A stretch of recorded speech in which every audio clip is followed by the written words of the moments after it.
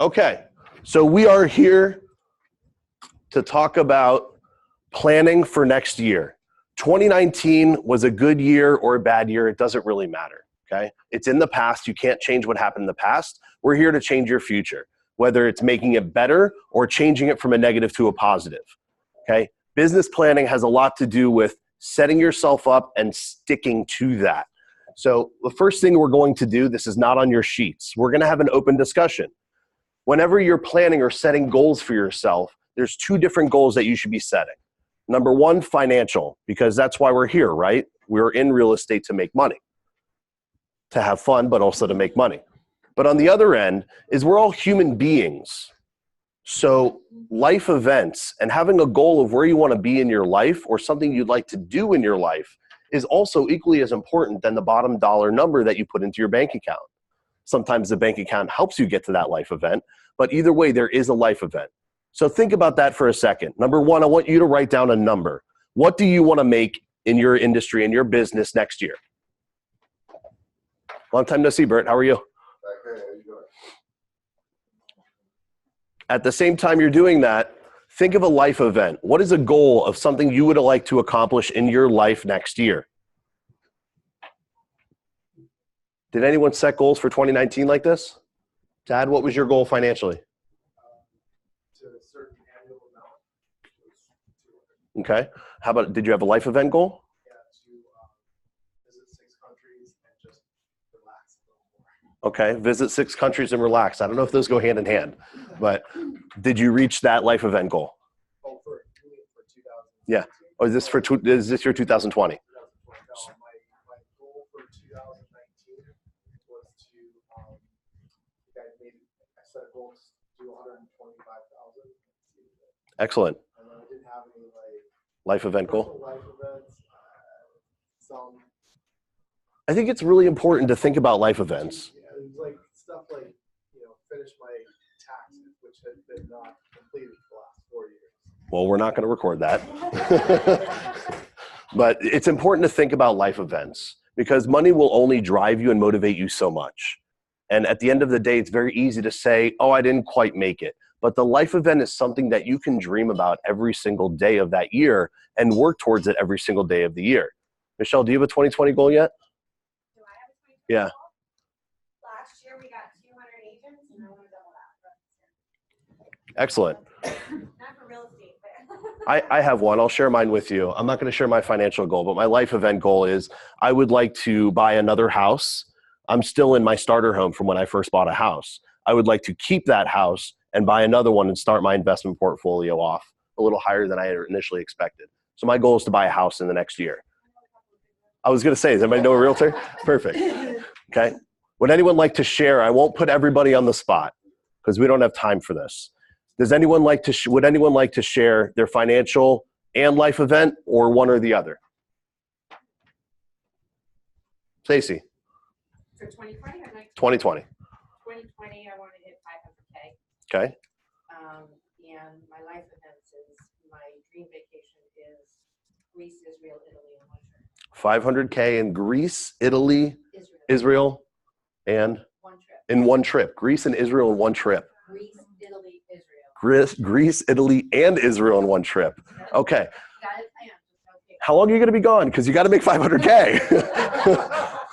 Anyone else like to share? No? Sure, I will. Wendy. I'd like to keep my house that I have here and buy another house in Boston where my family is, because I'm spending a lot of time going back and forth and having to stay with somebody. So Wendy's dreams to be a snowbird. Not exactly. To buy a second home in New England. 15 million in 15 million in sales. sales. Okay. Life event? 15 million in sales. Life event is 15. But what will that afford you to do? Why do you want to make 15 million? Why do you want to do 15 million in sales? What is that? 300,000 in commission income. Is that correct? 450. Okay. That's why I'm in real estate, not math. That would equate to my salary before I retired from my other job. So getting to the point where you have happiness in your life, but you're not sacrificing income from where you left to get into real estate. Just personal goal. Okay. Anyone else want to share their goal?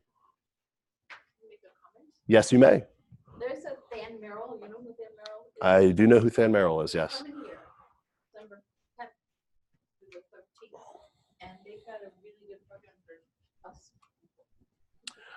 December 10th. Sorry, January 10th. I won't share my personal feelings on that. However, NAR is currently fighting for those to be stopped. Yes. Why? What happened?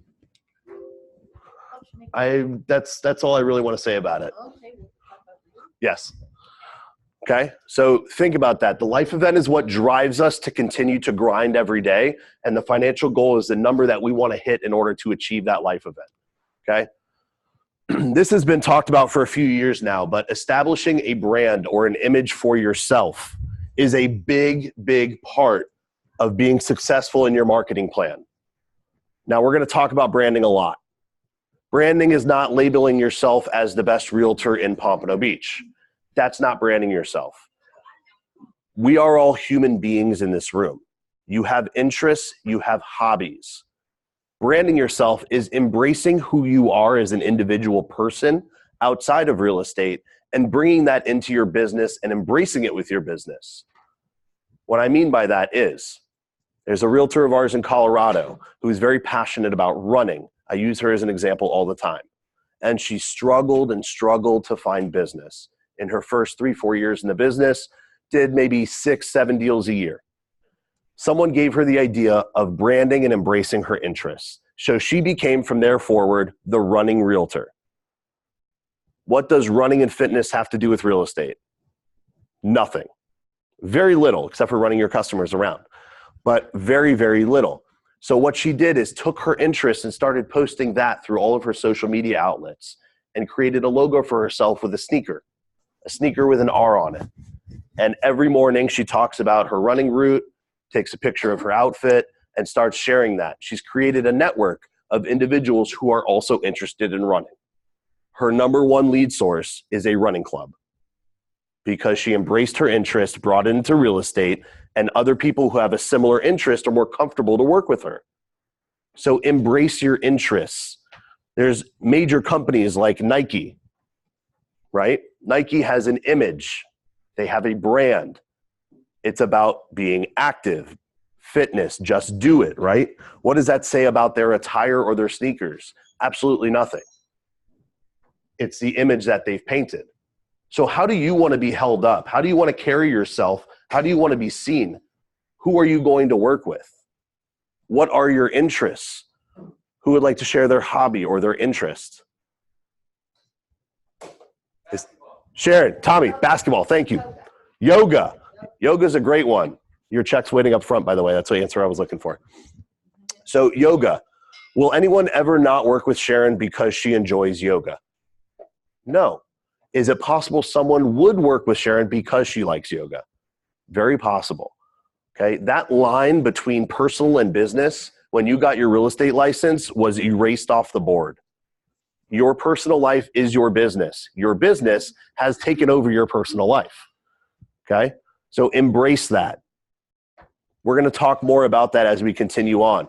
But creating a brand or some type of excitement about what you do, not what you're selling, is a big differentiator. Okay. There's always those conversations that go around about there being too many realtors in your marketplace, right?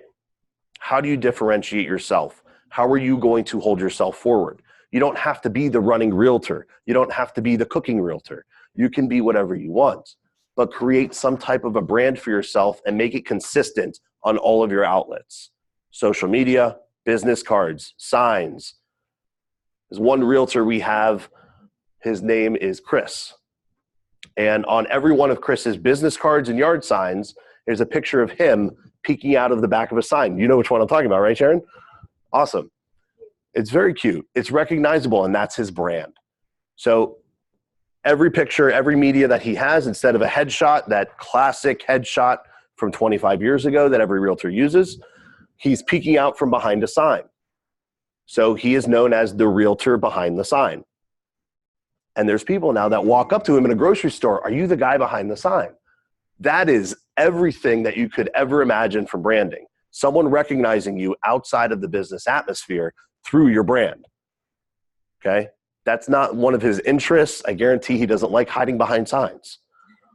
But he's established a brand and created it and made it consistent across all outlets. So brainstorm with that and think about that, because that will take you, if you had a successful 2019, it will make your 2020 even more successful. Embrace that brand and keep it consistent. We're going to come back to that more. So a big part about setting your goals is figuring out who do you want to work with. And don't tell me anyone that wants to buy or sell a house, because it's really hard to point your marketing into a certain direction if you're open for everything. You're taking a shotgun approach, which is not very successful. So think about that. Who do you want to work with? This is the first section on your worksheet, by the way. Who is your ideal consumer? Is your focus going to be mainly going after listings? Great. That's not a target consumer. What kind of listings? Are you going to be a listing agent for condos? Are you looking for absentee owners? Are you looking for multifamily buildings? What is your ideal customer that you're going after? Are you a buyer's agent? Are you a rental agent? Who are you going after? If you're a buyer's agent, get more detailed. Am I looking for investors? Am I looking for fix and flip investors? Am I looking for first-time home buyers? People moving up, people moving down. What are you going after?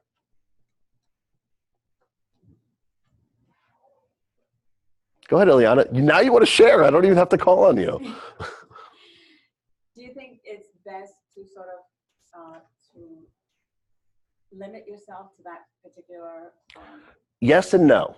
So I like to do anything that comes up. the question was, is it good to limit yourself or be open for anything that comes up? I'm always open for anything that comes up, and you should be as well. Unless you're too busy, be okay to say no or refer it to someone else. But for what you're going after, it's very hard to shoot a target that isn't there. If you're going for anything on the board, you're going to hit one little piece instead of having a target, and you can get closer into the middle of what you're aiming for. If you have something to aim for, it's easier to hit.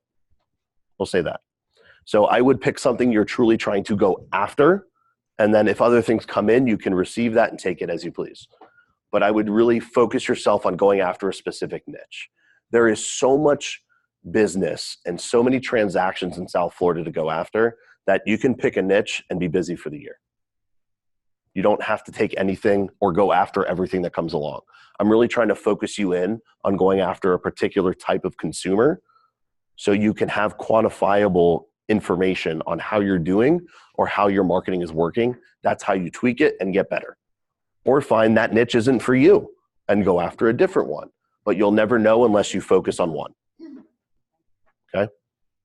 Would anyone else like to share the niche or the type of consumer they're going after?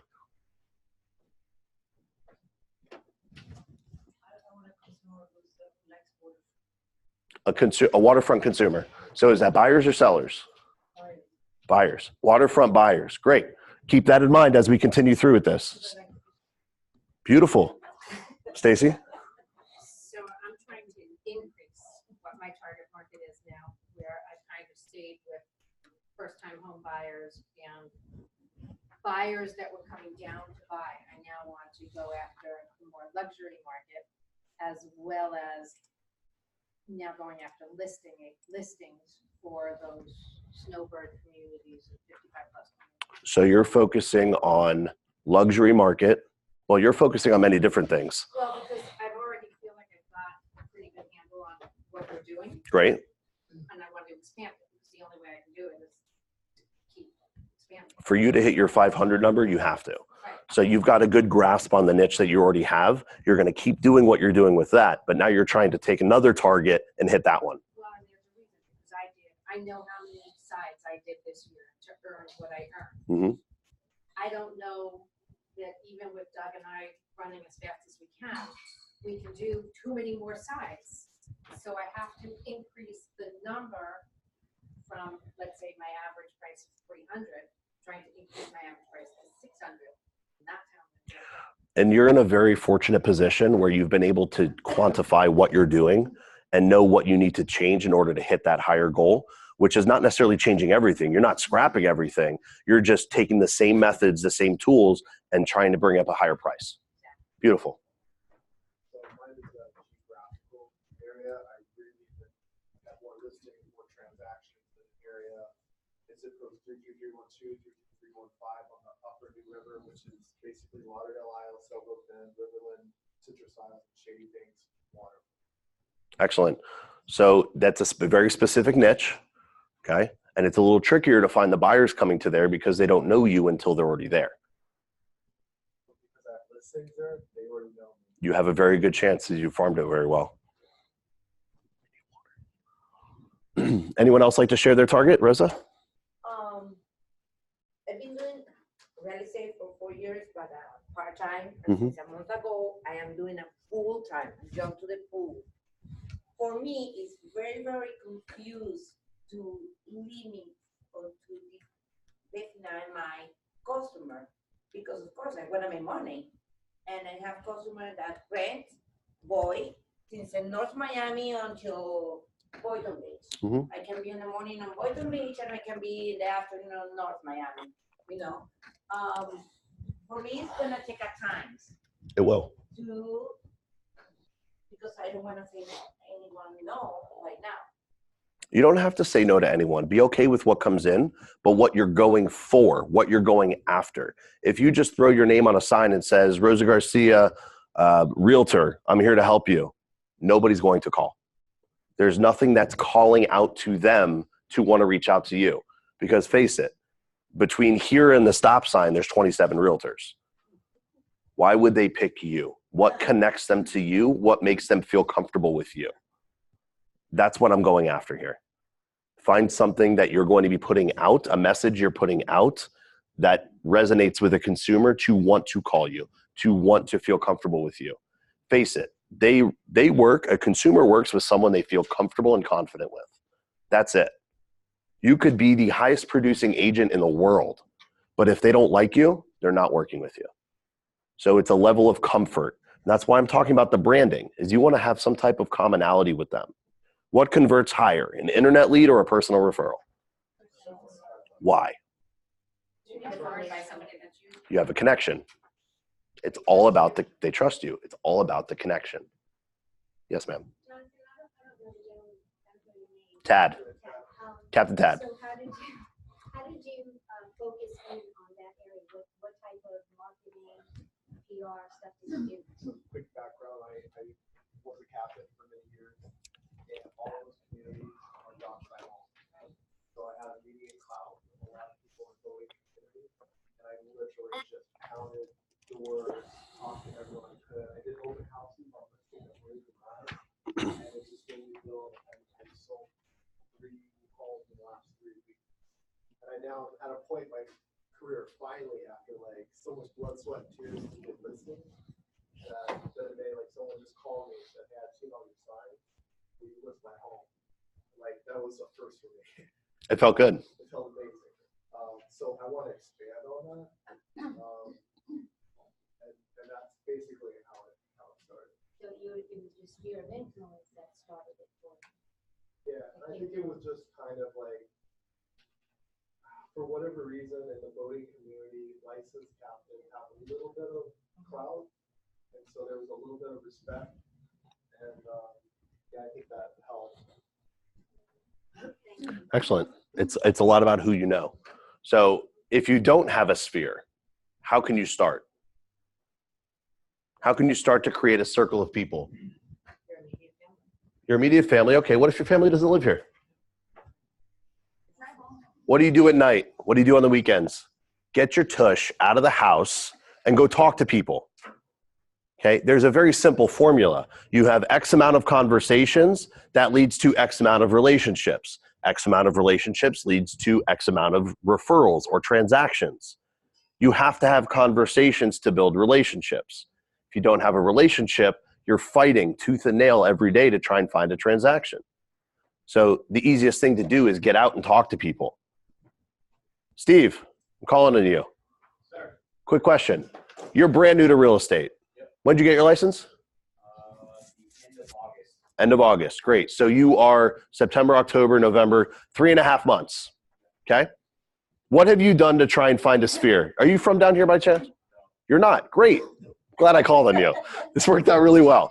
So what have you done to generate conversations? Every single person that I talk to gets a card. every single person that I talk to knows what I do. And in order to cultivate more relationships, I have heavily leveraged social media, but specifically other people's accounts. On social media, it's way easier to get yourself noticed if you're posting and commenting on other people's accounts that are highly recognizable. And the most recent thing that I've done that's actually gotten me actual business is I've aligned myself with Art Basel artists who do graffiti on walls. Interesting. So now I have a following of artists that are international that comment on my page just for graffiti, which has nothing to do with real estate, and we've made it. Is that something that you're interested in outside of real estate? I love art. I can't draw, but I can appreciate art just the same. And so making the relationships with these artists as they're building the art is what's forming a very strong bond, and it's already turned into 2 rentals and a possible buy within a week and a half. So number one, I commend you on your efforts. But what I'm hearing is you found something you were interested in, you interacted, started conversations, and that is leading to relationships, which is generating transactions. That worked out really well. I'm glad I called on you. But that's the idea, is you like certain things. You're browsing on the internet, you're going on social media, you like to look at things. That's human nature. Embrace that. Yes, Alice.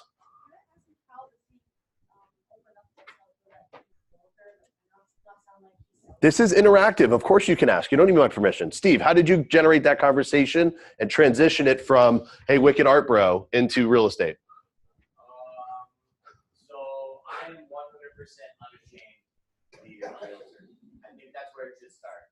And I also am completely open and honest about everything in my life, regardless of whether it's going to upset someone. So that's the first thing. Mindset is important. Be okay with yourself, making sure that you understand that you are enough. And second, when you are talking to people, say, pull whatever similarity, even if it's a stretch, they don't know it's a stretch, pull a similarity between what they're doing and what you've been doing. Align yourself. Because people want to deal with people who are similar to them, or who they perceive to be similar to them. So in the artistry community, it was more of, oh man, that's sick. You know what? Check out my Instagram. I just posted an artist for the Berlin One Up crew, and they're like, wait, you know them? I'm like, yeah, of course. And so down in Miami for Art Basel just recently, it's a huge community, and everybody is really down to earth. So for the 2 artists for rentals, I was working on rentals while I was watching them work. Doing their art. So it was being bold to start the conversation and finding that commonality between you and them, that was able to transition the conversation to whatever. You really could have transitioned it to sports, to traveling, to whatever you wanted to. I think initially I drew a link between, because they're doing it on a full building, and there's been a recent trend down here in South Florida that people will commission art for their backyards and their fencing lines. Very true. That's how I was like, oh, that's awesome. Another artist just did this, and I showed them a picture, and they're like, what's that? Got it. So that is the idea. As I was saying before, embrace your interest, find a commonality. This isn't in your presentation or the PowerPoint, but we're going to talk about that really quickly. How to have a conversation with a human being and turn it into a transaction. Let's talk about that for a minute. There are 5 steps. It's called the 5 steps to a sale. Okay? We're going to write them down real quick, and then we'll go through them. Number 1, meet and greet. I don't care if you're selling a pen, a shoe, a house, a vacation, or yourself. I don't know what you do. Number 1 was meet and greet. Number 2 is demonstrate. Excuse me. Number 2 is qualify. I lied. Number 2 is qualify. Number 3 is demonstrate. Number 4 is cite. S-I-T-E. And number 5 is write. W-R-I-T-E. So let's go through those. And this works very well with internet leads. It also works well with any conversation. Okay, number 1 is meet and greet. The key to the meet and greet is getting them to forget why you were talking. What do you mean? Someone calls in, let's say it's a Realtor.com lead or a website lead. I want information on 123 Main Street. Great. My name's Jonathan. What's your name? Great. Okay. Your name is Susan. That's nice. Susan, you're moving here. Are you local? Are you relocating from somewhere else? You're trying to just have a conversation. And what I'm trying to do in that part of the conversation is pull out a piece of information I can leverage. Oh, I'm moving there because my son is really talented with coding and I want to take him to this magnet school. Bing! I know I can bond on kids. I know I can bond on neighborhoods. I know I can bond on schools, on technology. Those are all things that I can use as some type of a commonality to make them comfortable. Okay, the more commonalities I can find or I can leverage, the better chance of this person continuing to speak with me, trust me, and meet me there. Okay? If you just answer the phone and, oh, you want information on 123 Main Street? Yeah, it's listed at $299. It's a 3-bedroom. Are you pre-approved? What time you want to go?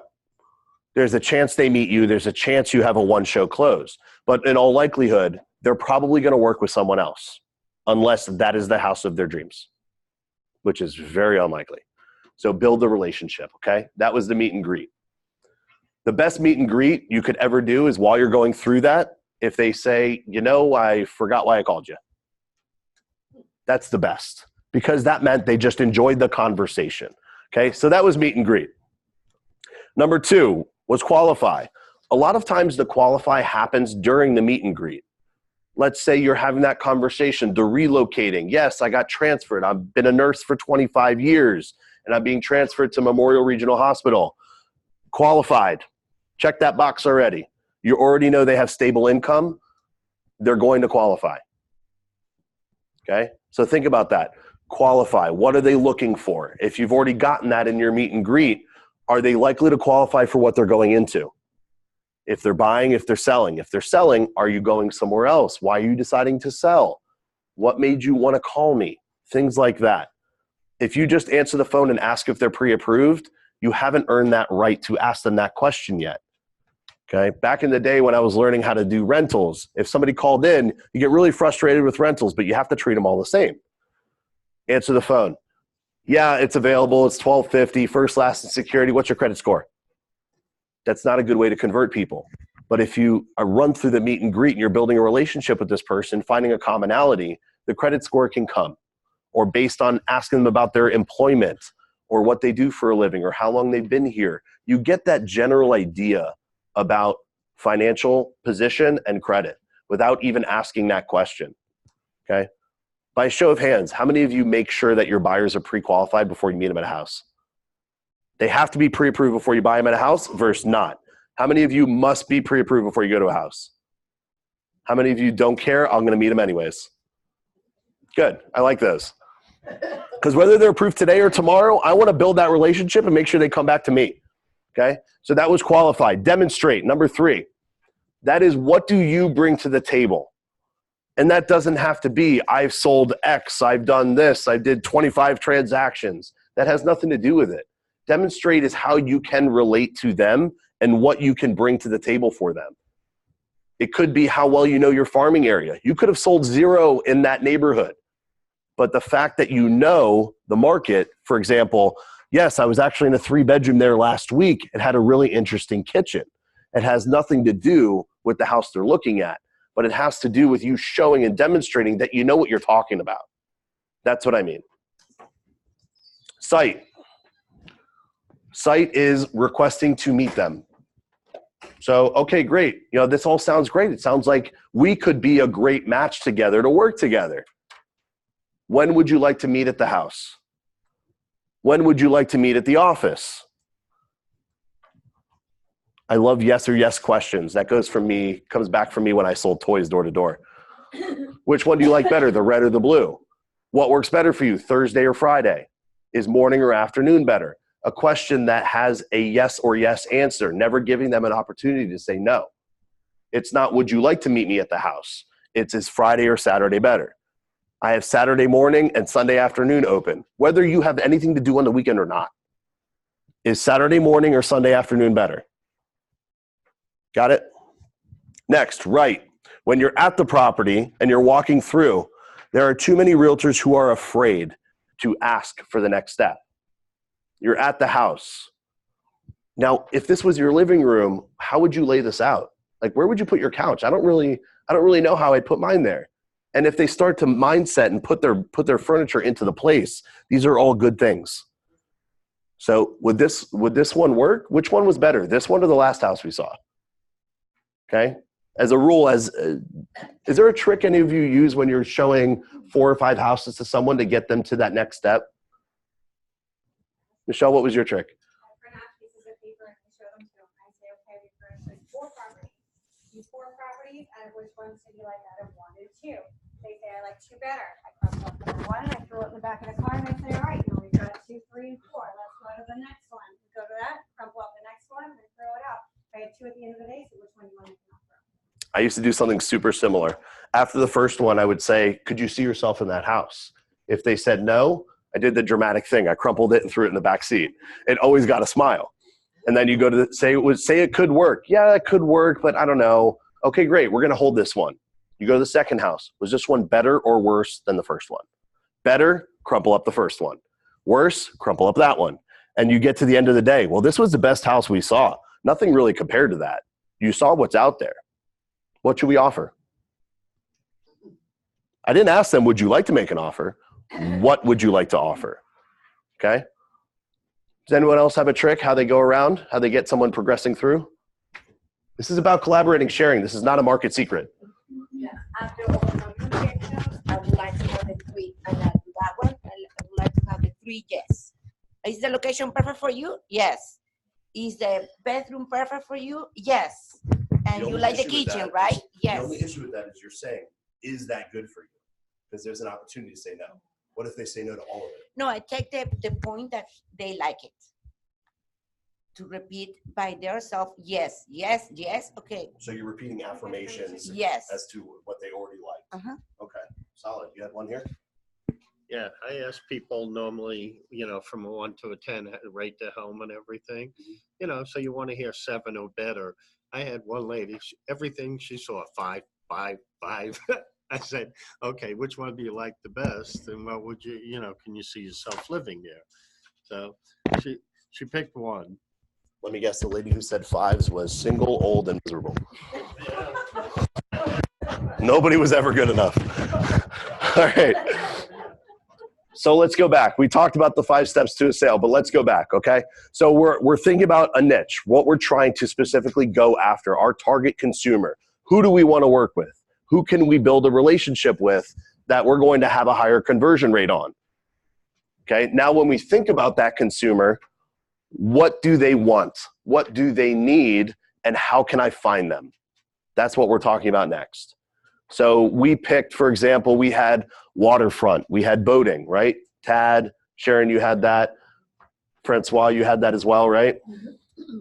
I'm pretty good with names. I should be able to get everybody. But so where can I find them? Where will I be able to get eyes on my message if that's what I'm going to put out there? And those are the people I want to reach. Where are they? What are they looking at? What is going to resonate with them? Right? Put yourself on the other side. It's a lot easier if you have that same interest. That's why we talked about embracing your interest into your business, because you are one of those people, right? Sharon, you like yoga. If you want to reach other people that also like yoga, how can you do that? Where are they? How can you get in front of those people? I go to classes all around. I pick a certain number of markets, certain studios, and I continuously go. And of course, I wear my LoKation shirt or my realtor. I'm a realtor shirt, something like that. And there's an outdoor by the park here on Sundays, a free yoga class, that kind of stuff. So I'm around. I just get my face around as much as I can. So one of your medias is going to events related to that interest, joining clubs, going to events, taking classes yourself, and not being afraid to share that you do real estate, right? You're building a relationship based on that commonality and throwing the real estate into it.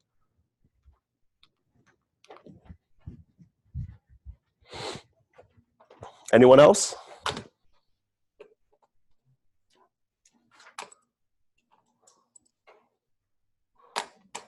Tommy.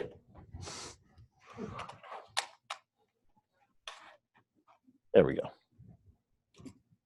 Okay. Now messaging.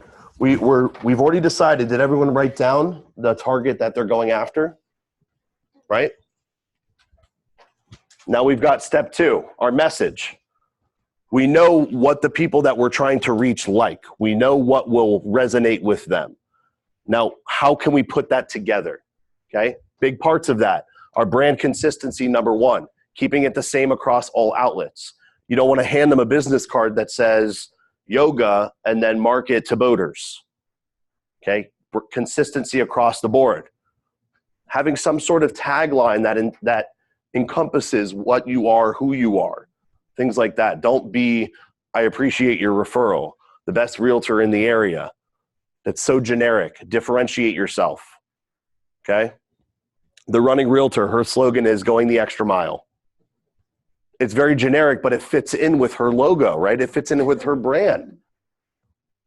I love using her as an example. She's now our number 3 producer in Colorado, going from no business whatsoever simply by embracing running. Okay? So I like to use her as a poster child. Slogan, tagline. Tad, you're a boater, you're a captain. Specialize in dockside homes and condominiums. Dog sled homes? Dockside homes. I thought you said dog sled. I was like, Dockside homes and condominiums. specializing in dockside homes and condo marinas. And you put Captain Tad on it? There you go. That's your branding. And you've embraced that. So when someone who enjoys boating sees that on the other side, they resonate with that. They really do. Okay, anyone else? Who has a tagline, slogan? I do that. Steve, come on. Real estate, real honest. Real estate, real honest. And then my favorite hashtag is the best location is home. Spelled with a K, right? Perfect. Okay. So it doesn't really tie in, but it does tie into your personality because you're the Cosmo Kramer of real estate, right? You're unfiltered. Racial slurs. What? Cosmo Kramer. Talking about Seinfeld? Yeah. Yeah. Without the crazy racial part. I'm going to leave that out. You're unfiltered is what I meant. You're not afraid to say anything in front of anyone to a certain extent, right? So you are direct. You're really honest. And as soon as they speak with you, that resonates. It does. Anybody else have a tagline? I don't love it, but I started it for first-time home buyers, making your dreams a reality. Making your dreams a reality. Okay, so you're going into the luxury market now, right? That's going to have to change. Yeah. And you need to find something that's going to resonate with that marketplace a little bit more. Okay. Now here's the next one. Your elevator pitch. Okay. If someone's in front of you, they say, why should I work with you? Do you have an answer? Right now, do you have an answer? I see a lot of no's. So if I said, why should I work with you? You would just say, I don't know. I'm here. Nobody else is here. You need to have an elevator pitch. What differentiates you? It could be that connection. Steve, what's your elevator pitch? Why should somebody work with you? You had your hand up. You were ready. No one will ever work harder than I will for you. Okay. And when I speak to people, they can tell. I get very passionate about everything. Okay. So let's say you're at a listing appointment. I'm going to play devil's advocate. I'm not hating on you at all right now. Okay. So let's say you're at a listing appointment and the seller says, all right, I'm interviewing 4 people. Why should I work with you? And you tell me that. In my mind as a seller, I'm thinking bull blank. Go for it. Because I can leverage social media better than 90% of the realtors out here to get you the price that you want for your home. Thank you. I like that one. Because I guarantee the other people that walk through there wouldn't think about saying that. They would say, because I've sold X, Y, Z, or because my company has this reach. Okay. You're differentiating and bringing something that, to be honest with you, most home sellers think of social media for sales as kind of a foreign concept still. So I like that. That was good. Anybody else? I give them a 15-point personalized marketing plan on how I stop. Tell me exactly what I want to do. If somebody else is going to do better, then we should hire them. Let the company do better. because I'm detailed, I'm organized, and I know how to reach the buyers to get you the most for your money. Here's exactly what I'm going to do. Beautiful. I'll take that, because you just made me eat my words saying, what are you going to do for me? How are you going to do that? Here it is right in front of you. This is what I do. Good. Anybody else? The last thing I'll do is I'll leverage the KB4 version, because I show them how it's AI and how the amount of buyers that we advertise to coming in, and it just keeps showing them their listings over and over and over. So I leverage that. I leverage my technology. So you do like a proprietary marketing through technology and AI. Exactly. Okay. AI is one of those trigger words that people think, okay, wow, the machine's smarter than I am. Sharon, go ahead. Well, last year I did pretty well in my neighborhood because I lived here. I lived for 27 years and on the water. So I leveraged it by saying I work here, I live here, I play here. And once one property sold, then it was like, I know my market. And that's when I was able to say, I know my market, I live here, my kids went to school here, everything, and I could tell about this house and that house. And I really knew the market, whether it was my house that I sold or somebody bought or somebody else's, I knew the market. So how would you answer that question? Sharon, why should I work with you? I know the market, I can get you the best price, I know the people that want to buy it. Because this is my backyard. I know everything that happens. If you work with someone else, I'm going to know what they're doing wrong because I know how to do everything for here. This is me. You look at this neighborhood, it says Sharon Dolinsky. Look at the sign when you walk in here. Anybody else? What if there are like 15 other agents saying the same thing in your area? It's very possible, but then she can say and show exactly what she did, right? And that's one angle. That's one angle. I prefer to differentiate yourself as an individual, not as a specific market. Because what happens if you go to a listing appointment outside of that box? You still need that differentiator. I know you change it. I know you make it work. Your status on the top 50 tells me you make it work. But you have to have that pitch. What if you run into someone at the beach house, on the beach in Pompano? Okay, you're out of your comfort zone. You're in a social atmosphere. You're not in a business mindset where you have that prepared. Why should someone work with you? What is your message? What is your specialty? I don't expect you to answer that for me today, but I expect you to come up with it because it will make a big difference for you. They call it an elevator pitch because you have as much time getting from the first floor to the fifth floor to tell them. It's not a long time to capture their attention and make them want to work with you. Okay, come up with that. Test yourself. Say it in the mirror. Record it on your phone. Ask yourself that question. Why should I work with you? And then answer it. If it takes you longer than 30 seconds, it's too long. Okay? Be concise and consistent. Remember, under 30 seconds. Now, how are we going to reach these target people? There's very many different ways to do this. I'm going to toot our horn for a second here. We are always at LoKation. We're always out trying to fight for you guys and find new technology that could work for you. And not everything that we do will work for everyone, but that's the nature of real estate. So one of our newest creations is called LoKation Connect. We had previously partnered with this same company called Magnify, and nobody really got what it did. So we went a step further and said, hey, we're gonna take you under our wing. We want to rebrand your thing, and we want to make a smoking deal for everybody. So with LoKation Connect, everybody now has a free account with them. This is part of our deal. Everybody has a free account. It is video creation made easy. You record it on your phone or you have your consumers do it on your phone. Right now, nothing beats video, whether it's on your website, on social media, YouTube, it doesn't matter. Video is super powerful. Imagine being able to have a face-to-face conversation without ever meeting the person. That's video. I'll give you a good example for that. We do a lot of these classes, right? I have no shame being on camera.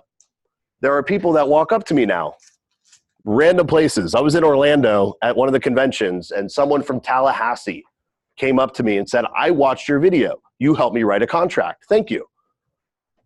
Guess what? If they hadn't seen my face, they never would have talked to me.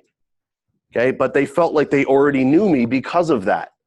Get comfortable with video. Who in here is, hell no, I'm not doing video? I don't want to be on camera. Don't be afraid. I'm not going to call you out. I'm going to tell you have to squash that fear right now. Whether you like it or not, they're going to see your face eventually. So get comfortable with it. Don't be afraid. Be proud of who you are. If you don't want people to see your face, you're in the wrong industry. Okay? You have to get comfortable with that. I only talk about LoKation Connect because it's a medium for you to get it done easily and inexpensive. Okay? Producing a video can get very expensive. I will tell you that.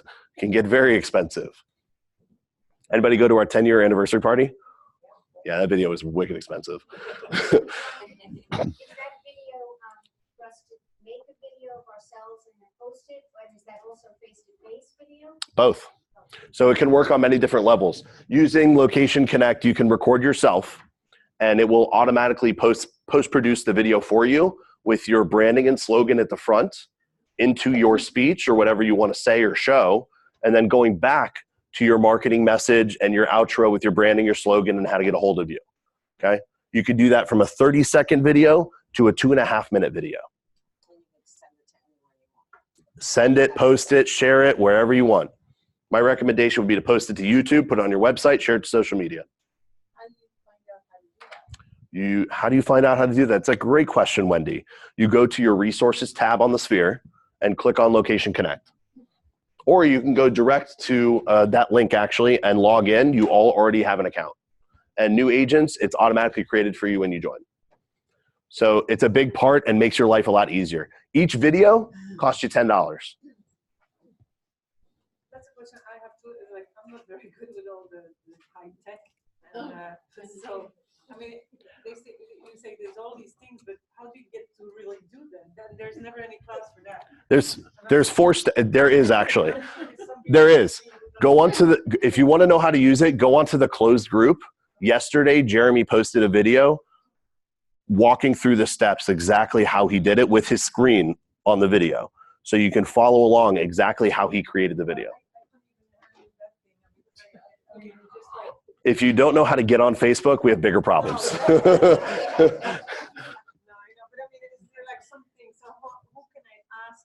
That's what we're here for, okay? So if you need help on how to do that, I would just walk over to Tommy's desk and say, Tommy, sit down, I have questions, and ask him. That's what we're here for, okay? One of the requirements to work in this office is you're done selling real estate. You're done. We're here for you.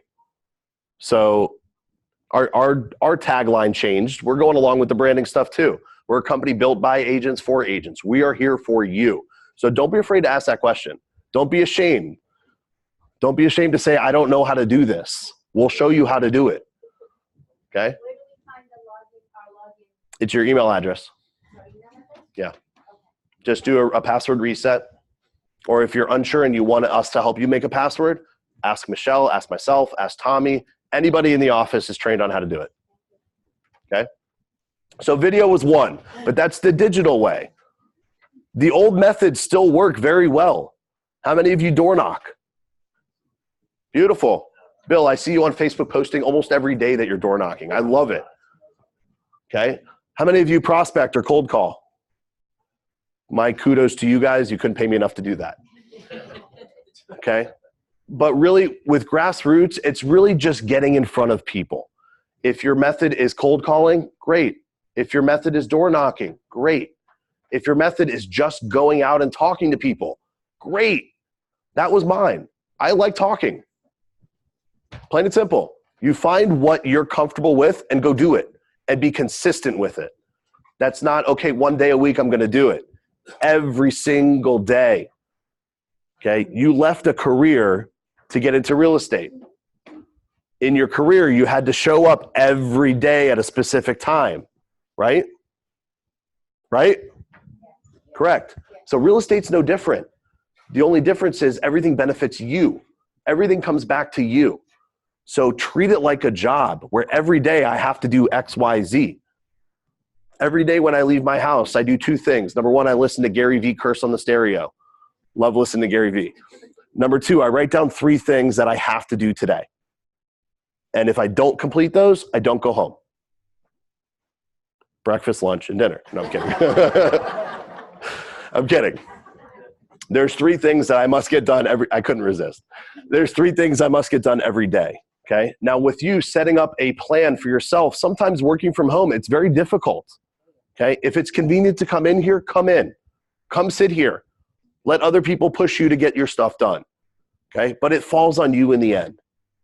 So if you're at home and that's not working for you, that's fine. Go find somewhere else to work. Go sit somewhere else. I used to go sit at Starbucks. It can be distracting, but the distractions are conversations. So at the same time, you're being productive. I made my largest deal ever off of somebody I met over a cup of coffee because I heard them talking about sports and I just got into the conversation because I don't care. What's the worst thing that can happen? I started in real estate in a really small kind of community in Central America where if you said the wrong thing, everybody knew about it. But here, what's the worst thing that can happen? They're going to say no. You're going to get rejected. You're never going to see them again, ever in your life. You might walk by them at Publix or something, but is that going to change the outcome of your life? Will that change who you are? Don't be afraid to get rejected. Be bold. There's a saying on a painting in my office, don't be afraid of what could go wrong. Think about what could go right. Just give it a shot. Talk to people. Get out of your own way. And that's grassroots. That can be door knocking. That can be cold calling. The worst thing that can happen is they say no. They close the door. They hang up on you. They walk away. Oh, well, on to the next one. And that's the mentality you really need to have. Social media. Yes, sir. I have a question about this one. I didn't even start it and you had a question. I already know it's probably, so I have a personal Facebook account, and a lot of people have a business account. My question is, which one do you guys leverage? Or do you both and keep those separate? Because like, I don't know, my aunt in Arizona really knows or cares about what's going on with me here. So that's a great question. And I have your answer. Okay. Facebook has, the question was personal page or business page. Okay. It depends on what your motivation is, but I will tell you eventually, if all you use is your personal page, it will catch up to you and you're going to regret it. Okay. Facebook's guidelines do not allow personal profiles to be used for commercial purposes. And there is a certain point in the algorithms that they're searching for that when you hit something, they will cut your personal account off. And I've heard about it. I haven't seen it, but I've heard it. So my recommendation, give you 1 second. My recommendation is to work on your business page, post everything to your business page, and share from your business to your personal. That allows you to hit the sphere of influence from your personal, but abide by the guidelines and build up your business page. The higher you build up your business page, the higher quality score you have on your business with Facebook, that when you do paid advertising, your advertising appears more at a lower cost. The other part of that is that when you don't use your business page and you use your personal page and you really want to do advertising on Facebook, you don't want every Tom, Dick, and Harry seeing your personal life. You can't, it has to tie back to a business page. Right, but I don't want only my personal page. I don't want that to only be what I'm, so I use my business page. And then, of course, I want my friends and family and everybody else to see what I'm doing in real estate. This sold, that sold, location is this, location party. But that's for them. I don't need people who I don't know on my personal page. But you can also assign it from friends, family, coworkers, and break it down. I have both business page and I'm not as active as I used to be, but I have a business page which I have to talk to you about to see if we can transfer to location because I can't get out of Remax. Just keep saying Remax. Rosa, you had a comment? Yeah, to allow people go to your business page, they have to be your friends on your personal. And I don't want many people from my personal Facebook. How do you do that one? It's very confusing. I'm not a good example to ask that question. If somebody requests to friend me and they don't look like a scam account, I accept. Period. Because I want a relationship with everybody. I convert my personal Facebook in my business. You just made your personal account into like a business account. Well, there's a big difference. So are you using your personal account for business or you have your personal account and you created your business page from that? I do the second one. I create my business page from my personal Correct. account. But to allow people go to my personal, to my business page, have to be my friend. No, they don't. my personal. No, they don't. They do not have to be your friend in order to see your business page. Your business page is public. You're not allowed to make that anything but public. It's a great question. When you start doing marketing on Facebook, they ask you, what are you looking for? Are you looking for appointments? Or are you looking Well, that's when you get to the advertising. It's very simple to explain. You have to have a personal account to be on Facebook, period. Okay? Don't use your personal account for business. Create a business page, post everything onto the business page, click share on every post you make, and put it onto your personal. So anyone who clicks on that gets taken back to your business page because that's where you want the eyes on. If it's something you don't want to open your business up to, then post it only to your personal. But if it has anything to do with business, your interests, your hobby, your brand, your slogan, anything, it goes onto the business page. I post pictures of my kids on my business page. I used to. And I share it to personal. Why? It's who I am. I'm a family guy. I have kids. Will anyone not work with me because I'm married with children? No. They say that they can find your kids. Find my kids. Go for it. My 11-year-old, he stinks. You don't want that kid. I meant smelly, not quality. Like, but we're all, too many people are afraid of someone coming after them. If they want to come after you, they're coming after you.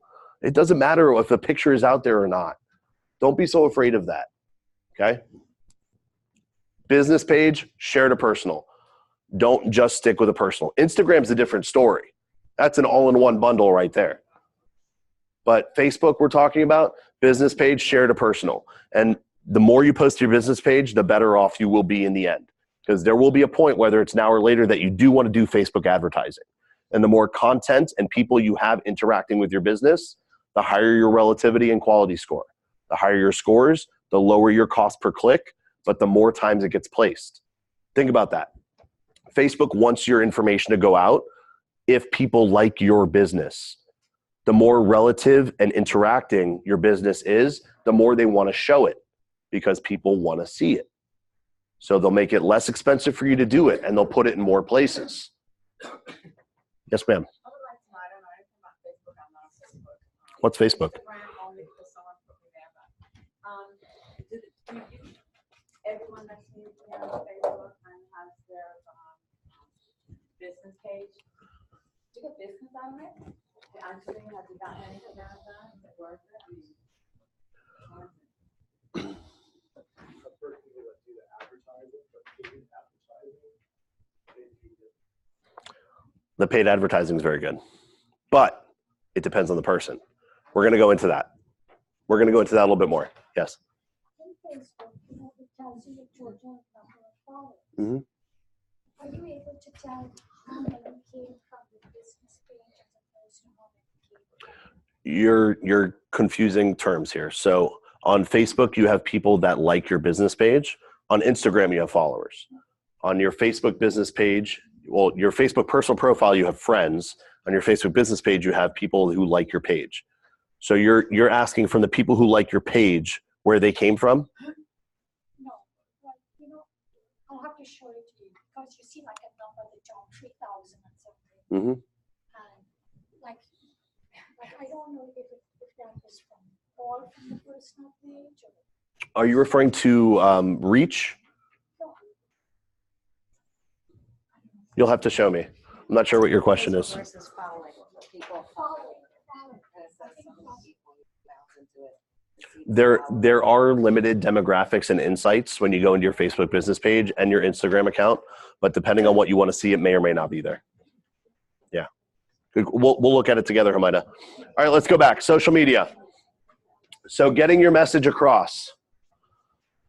Getting your message across on social media, it can go in many different formats. If you're active on Instagram, focus on that. If you're active on Facebook, focus on that. If you're active on both, keep it consistent on both. Again, embracing your brand, embracing your message, and putting it across on both. But how are you going to do it? Are you going to post tips, articles, videos, pictures, listings, everything. Okay, remember, video does really, really well. What would make someone want to watch your content and follow you or contact you? What would make someone want to reach out to you? If they have similar interests, okay. So utilizing that interest. What else? Providing useful information, okay. Why would someone be on social media in the first place? You have to think about the mindset of people, where they are. If you're printing a magazine ad, what kind of mindset is someone in when they're reading that magazine? Let's go back to where we were. What kind of mindset is someone in when they're scrolling Facebook? Entertainment. They're looking for entertainment. There was an article yesterday I read about a YouTuber who just bought a $16 million mansion from YouTube. I think he's 19. Wicked. The reason is, what does he do? What does he post? What does he put out there? Entertaining videos. That is the trend.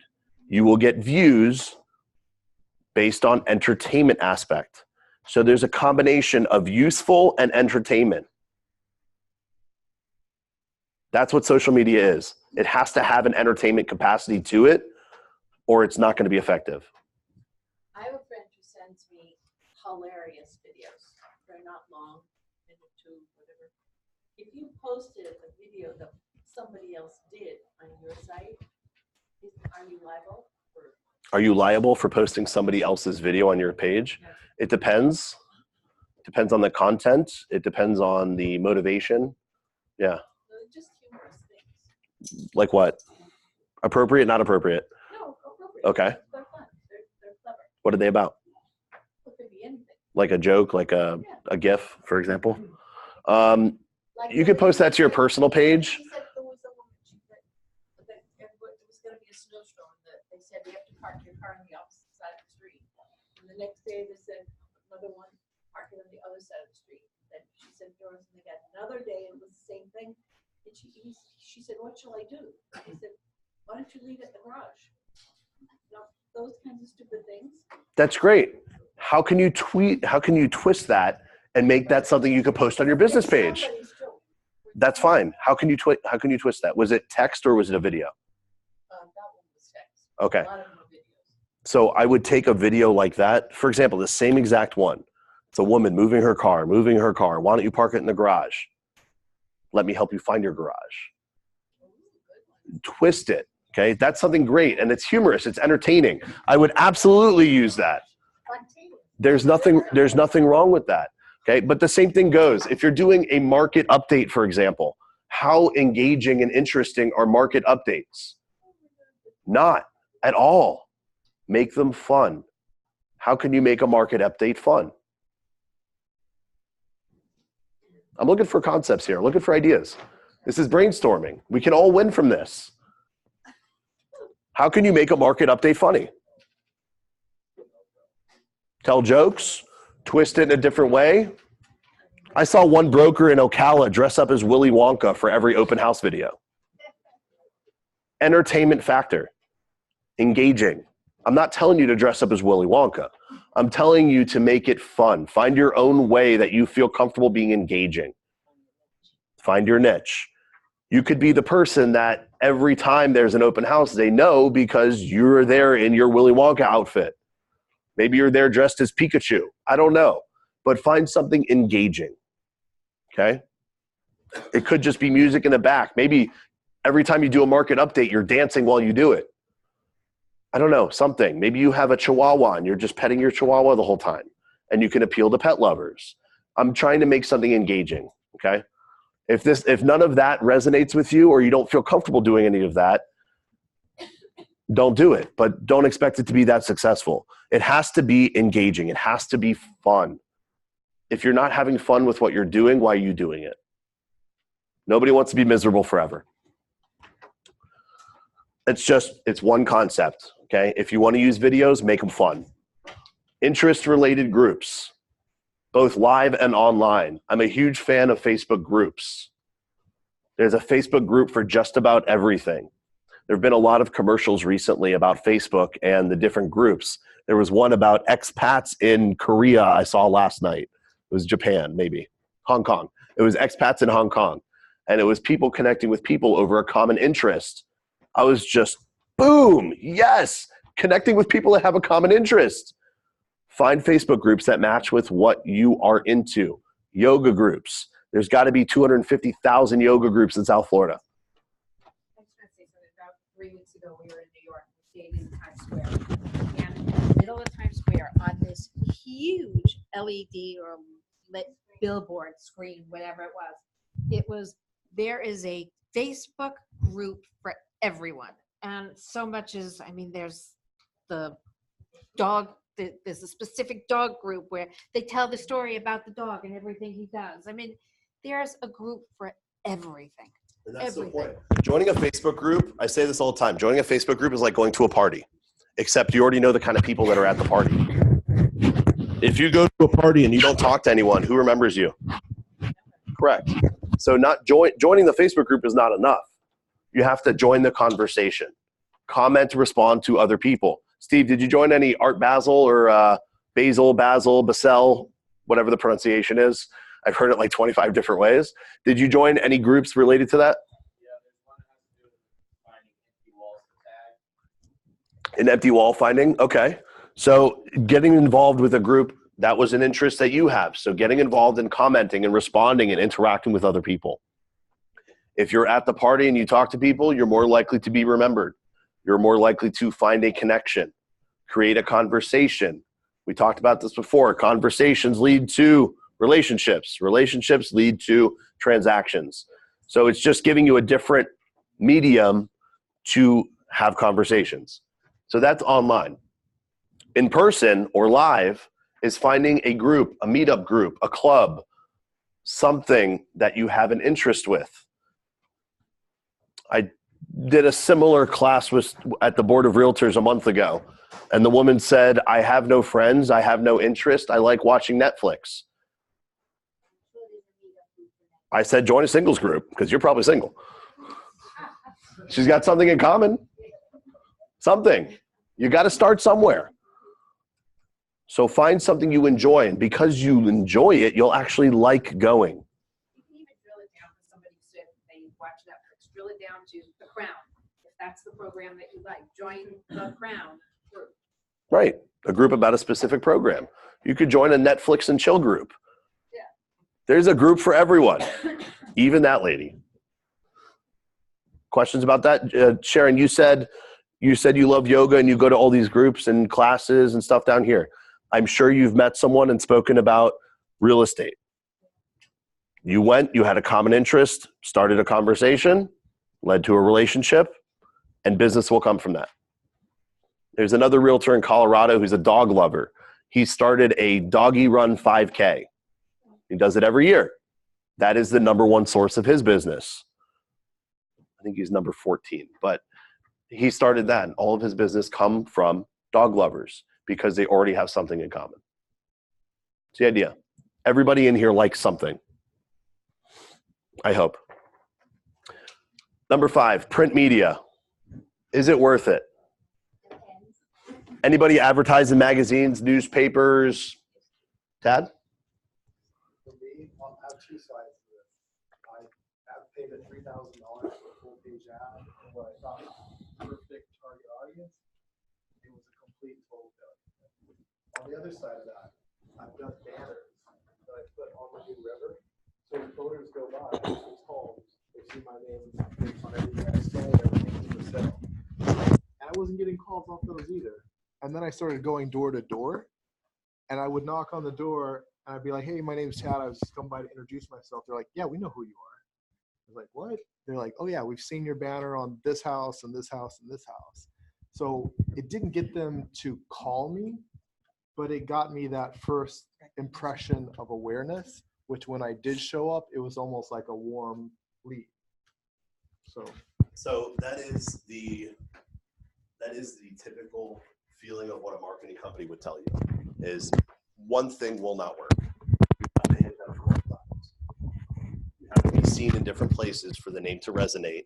And remember, I'm going to ask you guys, the ones who have joined us in the last month or just joined, How many times have you seen our name around? LoKation. Many, many, many different places. And you're going to see it like 500 times in the next week because you've been to this building. You saw it here, and it's now going to pop up on your computer everywhere you go. I love it. And that's the idea. They need to see you everywhere. If they saw you on their boat, and then they got your business card, and they ran into you somewhere else, and then they saw your real estate sign, there's a reason they're seeing you.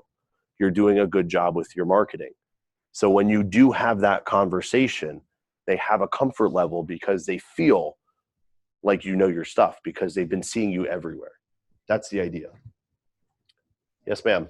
But I'm really opposed to print marketing. Highly opposed to print marketing. The banner I love.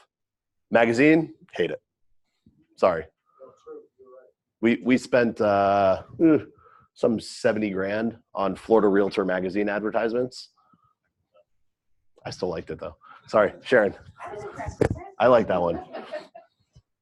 So, although Jonathan does not like printing media, I know, your mailers were really good. yeah, I did do in my area, probably about every 3 weeks or 4 weeks, I did social media events, so it's less than 10 days, and I picked 2 areas near where I did a lot of my marketing, and it went out enough and went out enough. Plus I have a sign on my car, plus, you know, once with listings, things like that. And eventually, even when I didn't have a sign, by the way, I would always give out my business card. I'll go to the cleaners. They'll say, what's your phone number? And I'll say, here, this is easier to read. Go to the dentist. Oh, you want my email? Here, this. So, you know, keep going and going and going. And eventually what I found was people would say, oh, I've seen your sign. And I didn't have any sign up that, you know, month or 2, whatever it was. And it's just, it built up the momentum of my face and the recognition of our company and of me. So it's to reiterate that point, it's your consistency. Seeing your name in different places helps a lot. If you did nothing else but the mailers, you would not have had that success. So it's a combination. There's not one magic pill that's going to generate everything for you. It's got to be multiple sides. So diversifying yourself, but keep your message the same as you're hitting them. Otherwise, it will not have the consistency. Your name will not be recognized, but your message will. I just wanted to follow up on a different experience with Brent and Travel Post Magazine, which is at the W Hotel. I did a print out, but I offered a free boat tour on real estate to show real estate by boat. So like this is tourists from out of town. I did get a 2.5 million. There's exceptions to every rule, in my opinion. But it's because I was offering something that people wanted, just putting myself out there like, hey, it's me, I sell real estate. They don't care. But as soon as I said, hey, I'll give you a free boat ride, suddenly that changed everything. It's very true. So I want to give you more ideas on video because I believe it's very, very important. I mean, we find people through simply YouTube channels without putting it anywhere else, posting a video on YouTube, and they find us because they're searching for something. Who owns YouTube? Google. Perfect. Where do you go to search for anything? Google. So that's the idea. The more information, the more words. Yeah.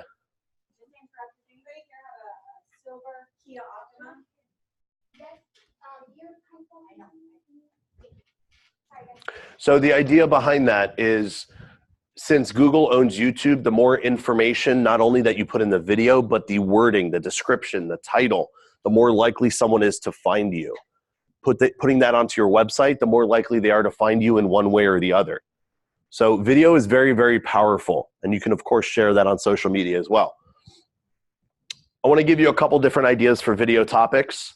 So you're not just thinking, I need to do an open house, or I want to talk about this listing, because to be honest with you, nobody cares. Something needs to be educational. So testimonials from customers are great. If you've ever attended a closing, you don't walk in and walk out. There is always downtime. So while you're in there, ask them for a review. But instead of having them do it on Zillow or Realtor.com or Google or Facebook, take a video and then send them the other one later. But ask them to say a few words. Would you mind saying a few words? Yes, no, okay. If they're willing to, take advantage of it. If they're not, it's okay. They can always do the other ones. They still help you. You can either just do it on your phone and then edit the video, or you can do it through LoKation Connect. If you would like to do it on your phone and then edit the video, here's a hot tip: video editor app, InShot, very easy to use. Next, buyer and seller tips, education and information. A buyer asks you, what's the sales process like? What am I going to be going through here? Or what do I need to know before I buy my house or before I sell my house? Is this information that you guys can answer? If you can't, we have a problem. Is this information you guys can answer? Yes. Thank you. I'm looking for a response here. Dying up here, guys. I just want to add one thing. One of the things that we started doing, because after we sold the house, everybody would say, okay, what's the next step? What happens at the inspection? Who gets the inspection? Blah, blah, blah. I asked the inspector Perfect. that I tend to use to make a really quick video. And as soon as I go into contract, this will be the next step. And I send them the inspector video. And it just gives a welcome tip. Number 3, industry expert interviews. Beautiful. That was a good transition. So yes, finding your inspector you work with, finding a lender you work with, finding a home stager, appraiser, anybody that you can find that's relative to real estate. You could go with a pest inspection, a pest control company, and just ask them, what are things that are important? Or when a buyer is ready to do their home inspection, how does it work with you? How does a buyer get their inspection done with you? And let them talk. When you post that information, that's available for everybody that's on the internet. The idea is to make you findable where the roads lead back to you. Not only that, but when you share that posting, you share that video and you tag the other company, what are they going to do? They're going to share that and they're going to start using that. Hey, thank you for featuring us, yada, yada, yada. So now you were just exposed to everybody in their network. That's the idea, extending your reach, meeting new people, creating new conversations. How comfortable would someone feel if they go to your website and you have a video for every step of the sales process? Feel pretty comfortable that you know what you're doing. 4, community information. What I mean by that is mostly when something changes in your neighborhood, in your farming area, in your home zone, doing a video about it or going to talk to someone who is involved with it. I kind of tied that into number 6 here, local business interviews, because this is very engaging. I talk about this in my social media class, but when a new business opens in your farming area, go into the business and you can have a lot of fun with this. Try this once. Has anyone? No, I haven't talked to you about this yet. So walking into a business, brand new business, you have to have a very serious face. I need to talk to the manager. Dead serious face. Manager comes out, you get a quick response when you're angry. Okay? Dead serious face. Manager comes out, excuse me, sir, I'm sorry, how can I help? What seems to be the problem? Then you can let it all out. Hey, my name is Jonathan. I am a local realtor, and I'm really happy about your business. I want to share your business with the area, with my social following. Do you have 3 minutes? They may say yes, they may say no, they may say come back in 3 hours, come back at 4 o'clock when it's quiet. Okay. Start your video. You have to get your video crew there. Okay. It's called your phone. It's in your pocket. Nobody has a flip phone in here, right? Okay. So you sit with the manager, you stand with the manager. My name's Jonathan, your local realtor, waterfront specialist, something. And I'm here with Steve from the bakery shop who just opened down the street. And I had such a great experience here. I want to share the business with you. Steve, what makes your business different? Let him talk. When you share that on social media and on YouTube and on your website, it increases your reach and being findable. What is that business going to do when you tag them in your video? They are going to share it. How long does it stay there? Forever. How many people will come in and out of that business or see their social media page? Thousands. Thousands. How much did it cost you to do that? 0. How long did it take you to do that? Less than an hour. Okay? So that's kind of interesting stuff because you're findable not only through real estate related items, but also local. And then the next one is number 5, brief market updates. What I mean by that is I saw a realtor record a video that was 26 minutes long on market updates. I was not on there for 26 seconds. It needs to be fun. It needs to be engaging. Talk about a few things that are important. Hey, from this year to last year, we're up 5%. What does that tell you? Now is a good time to sell your house. Prices are still up. X amount of homes sold this year versus last year. What does that mean? There's more people here. There's more buyers. Again, it's a great time to sell. Prices are higher. More buyers are around. Call me if you're ready to sell today. Keep it very straightforward and simple with a call to action at the end. Again, these are not all of them. I'm just trying to give you ideas to think about and give you tangible things that you can walk out and start doing. Okay? If you do not want to record a video or you don't want to edit a video, Facebook Live is really, really good. Really good. Now, when we do Facebook Live, everybody in here a member of our closed group, our closed agent group? It's a really great network. But whenever we do classes like this, you get a little notification that says, hey, Jonathan Lickstein is live. When you do that on your business page, everybody connected also gets that notice. So it's like saying, hey, excuse me, I just posted a video. Can you come watch it? That's what it's doing for you automatically. That's why I like Facebook Live. It's your messenger saying, I have a message for you. Got it? Lead capture. We're now in the second row, right? We are. Lead capture. I wish I could tell you to sign up for a specific program and you'll be rich, but that doesn't exist. Especially in South Florida, we have a very competitive marketplace. Very competitive. Remember those 27 realtors between here and the stop sign. So diversifying the sources of where you find people will allow you to have a wider spread. Okay. Now, remember, we talked about a specific niche, and I'm not telling you to get away from that. Your marketing message needs to be the same, but where are you going to find those people? Where are you going to put that message? One of the most important parts of putting your message out there is having a plan for what's going to happen when they come in. So if you do Realtor.com and you get a lead, what do you do with it? Do you call twice and then leave it? Or do you have a plan? I called twice, they didn't answer, now they go into this. And it goes from there. You need to have a plan of where it's going. Otherwise, you're shotgunning it. Shotgun approach, you're gonna miss. You think about a shotgun, when it shoots, it sprays out shrapnel, right? And most of the things miss. That's why it's called the shotgun approach, because you're just shooting at a large item and most are gonna miss, but some will hit. So diversify that. You have a very, very powerful program here with KV Core. Extremely powerful. And if you are not utilizing it or you don't know how to use it, that's a tool for your business. Would you become an auto mechanic and not know how to use a specific type of wrench or the lift that brings your car up? No, you can't. So you have this tool, you need to learn how to use it. Whether videos work for you and learning that online, or you need to come in every day for a month, it's okay. Learn how to use your tools. Can I just- Yes. Because we were just talking about it. I doubled my business with Kate. And Couldn't live without it. Wouldn't live without it. I promise I didn't pay her to say that. You doubled your business. What? Because, and I was just showing you the tab. So every lead that comes in goes automatically into KV Core.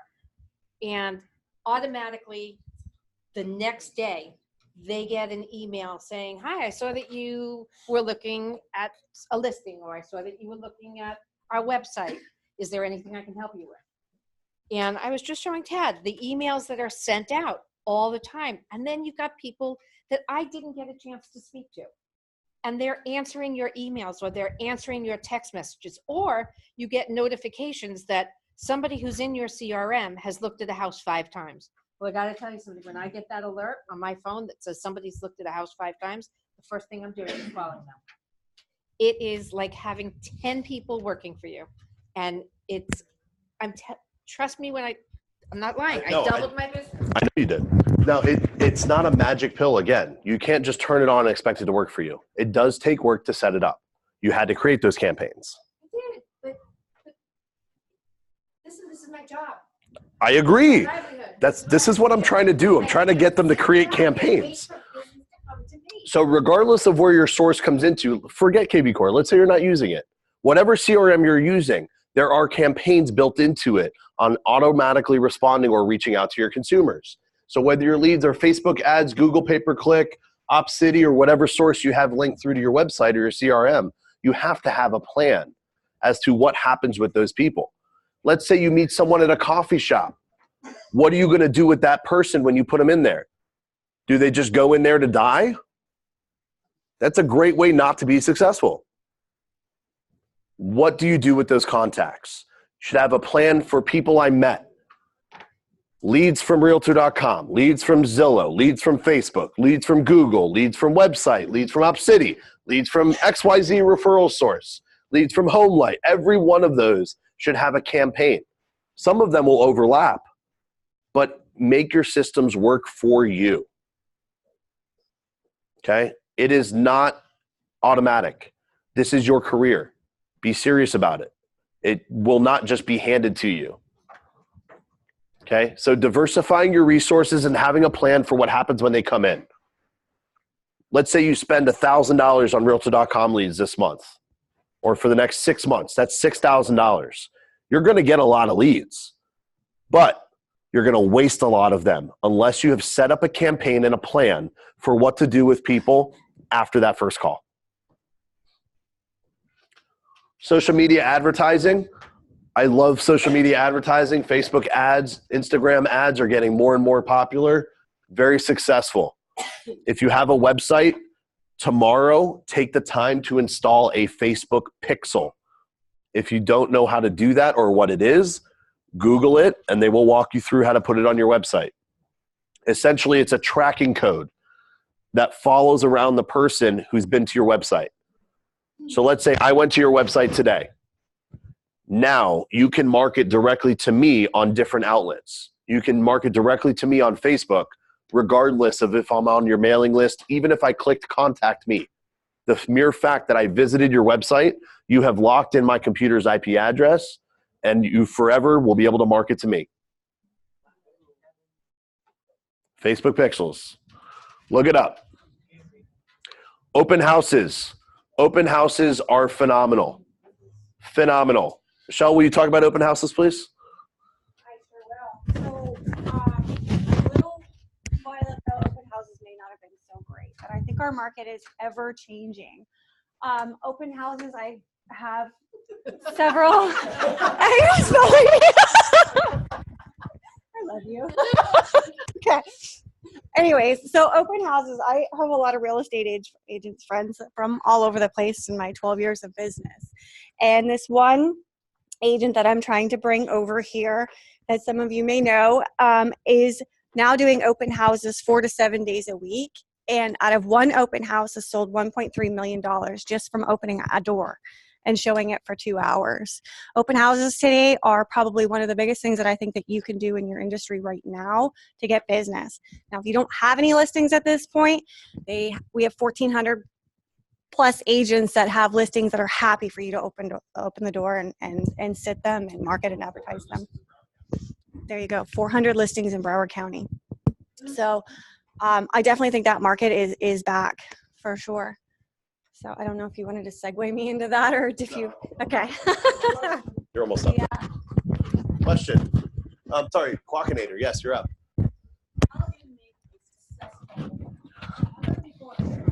Okay, so there's a separate class on creating mega open houses. Go to our YouTube channel or the education tab, and there's a recording on everything starting from 10 days before the open house. Yes. So I did open house on one of my properties.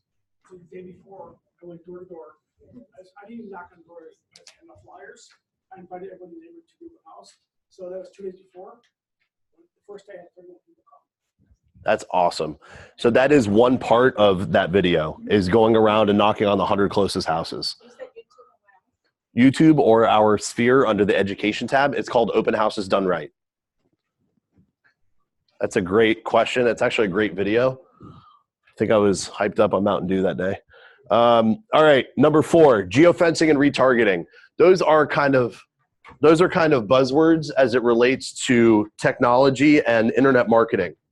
So geofencing, to give you a brief explanation of what geofencing is, and these would have to be done by a third-party company, but I'll give you a very brief explanation. So let's say I take a thumbtack and I put it in the center of a map and I say 10 miles. Any person who accesses the internet within 10 miles of that pin will see my message.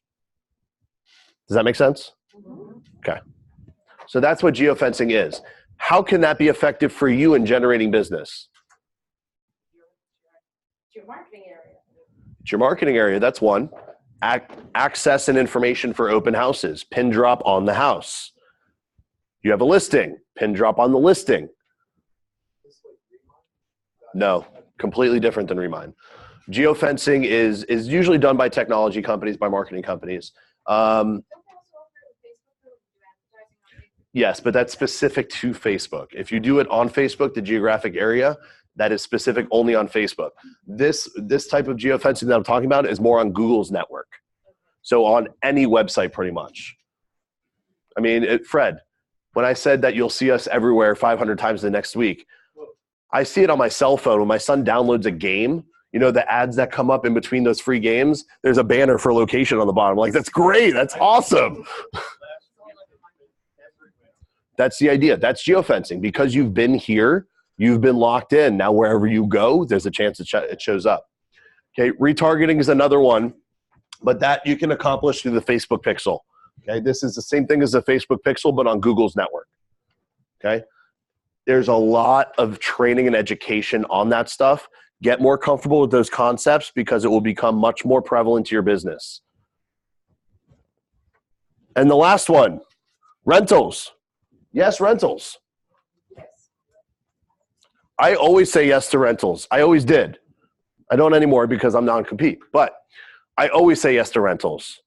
The largest referral I ever got was from a $750 rental. Treat everybody the same. A rental, a tenant becomes a buyer. A buyer becomes a listing, and all of them refer business to you. Treat everybody the same. Let's say, and rentals are hot right now again, right? They're hot, like this room. If you're too busy to take on rentals, what does that tell you? What do you need to do? Wrong answer. That's the easy answer. What's the longer term way for you to make money on those? Because if you refer it out, whose customer is it? Not yours anymore. Great. One-time referral fee on a rental. How much is that, Fred? Might buy you a 6-pack. It's a great time to bring on somebody to your group. It's a great time to find a new agent or someone else who might just not be able to make it on their own. Bring them in. I've got a bunch of leads, but you're going to have to work. I'm going to give you rental leads, but you're going to have to work. And guess what? Those rental leads will turn into buyers. And if you make that agent profitable, you guys can grow together. So what do you take on that? You bring somebody in, the group, and you're going to give them your excess leads. Where's your split? So it's not a referral anymore?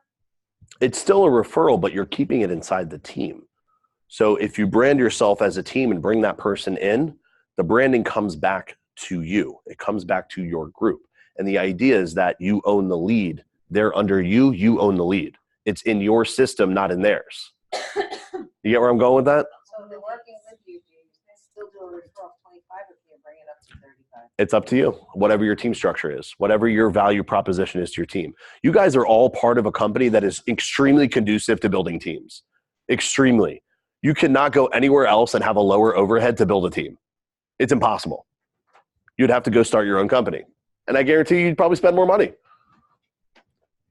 This is the ultimate opportunity. So if you find a way to generate rentals and you've burned yourself out and you can't do it, bring someone in. Come sit down and talk to me or Michelle and we'll help you structure it. Lead nurturing. I talked about this a little bit at the beginning on what happens with a lead when it comes in. but this is a lot about that, okay? So follow-up plans. What kind of lead was it, and what kind of person is it? A lead coming from Facebook is very, very different than a lead coming from Realtor or Zillow. So you have to handle them in a different way. The average incubation period of a Facebook lead is 9 to 12 months. The average incubation period of a Realtor.com or Zillow, I believe it was 2 to 4. Am I correct on that? Yeah. I believe it was 2 to 4 on average. It's very short. So those are completely different types of customers, and they need to be handled in a different way. So how are you going to follow up with them? There are companies out there like Follow Up Boss and Agentology and ClickFunnels that will do a lot of that initial follow-up for you, but they get expensive.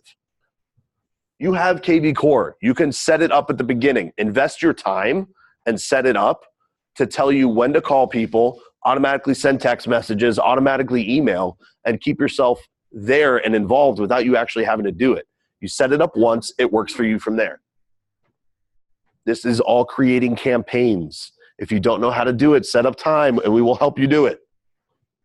Next, all of you know we have a partnership with the Mortgage Center, which is America's Mortgage Professionals. On January 1st, we start our rental conversion program, meaning everybody you've ever done a rental with, well, in the last year, we're only doing 12 months back, we are contacting them. We're sending them letters saying, your lease is going to end. Don't rent forever. We'd like to help you buy. And everybody that did that rental, if you did that, for example, it is tied to you. So when they come back and they get pre-qualified, we're going to call you and say, hey, you remember Susie Smith, who you rented to last April? She's now pre-qualified. Please call her. Here's her number. We want to help make business for you. So doing rentals could have a long-term benefit for you. A little bit selfish. It helps us turn mortgage deals as well, but we're helping you generate business. So don't be afraid of rentals. Next, keep in touch after the transaction. There was a survey done by NAR, and I believe it was 64% of customers said they would use the same realtor, whereas 26% actually did. It's front of mind whenever it comes around. So you need to keep in touch. Stay in front of your people. How can you do that? Anybody have a plan on how they stay in front of their customers? Text messages, calls, cards, Pop-ins, cards, handwritten notes, emails, text messages, phone calls. I used to use Facebook.